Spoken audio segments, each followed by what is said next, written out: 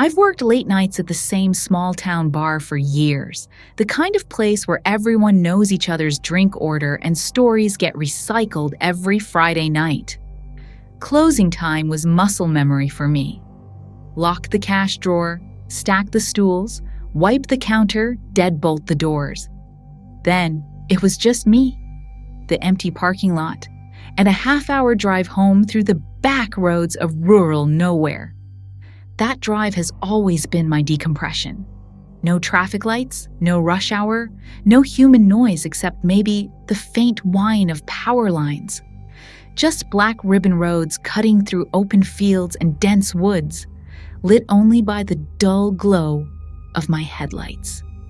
It's so quiet out there. You can almost hear your own thoughts bouncing around the inside of the car. But that night, something was different the moment I pulled onto the first stretch of asphalt. The fog wasn't normal. It didn't drift lazily like it does on autumn nights. It pressed in, thick, heavy, like the air had weight. My high beams only made it worse, bouncing back into my eyes, turning the night into a glowing white wall. I dropped my speed to a crawl. Even with both hands locked at 10 and 2, I could feel my shoulders tense. I was thinking about how long the drive would take at this pace when I saw it, just to my right, somewhere beyond the ditch. A light. Not bright, not glaring, just a soft, yellow blink. Steady, patient. At first, I figured it was nothing. A roadside reflector, maybe a forgotten hazard marker. But the more I drove, the stranger it got. No matter how the road twisted or dipped, that light stayed with me. Same distance, same rhythm. I kept glancing sideways, trying to gauge how far it was, but the fog warped everything. It was like looking at something underwater. Depth was impossible to judge. A mile away? 20 feet? I couldn't tell. After a minute or so, the hair on my arms began to lift. My gut was tightening in that way it does when you're being watched. I eased off the gas, thinking maybe I'd let it drift ahead or behind, and I could see what it really was. But when I slowed, it slowed. Perfectly. I dropped to a near stop, and so did it. That was the moment I knew something was wrong. The blinking changed, not faster, brighter.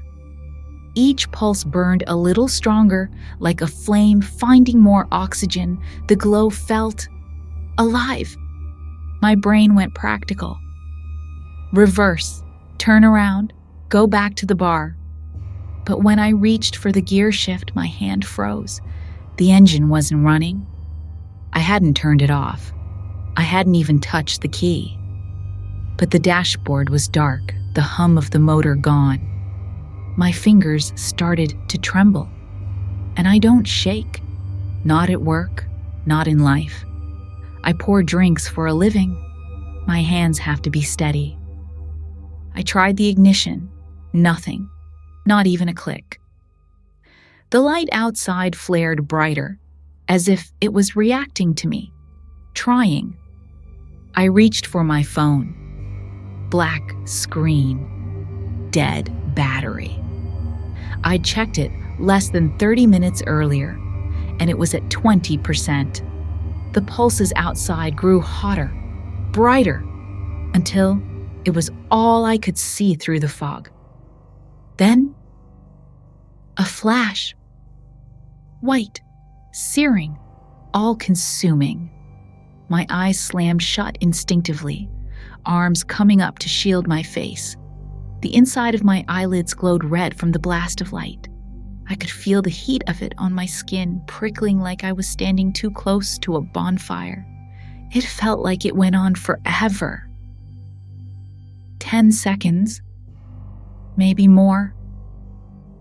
Then, silence. Darkness. When I opened my eyes, the road was empty. The fog was still there.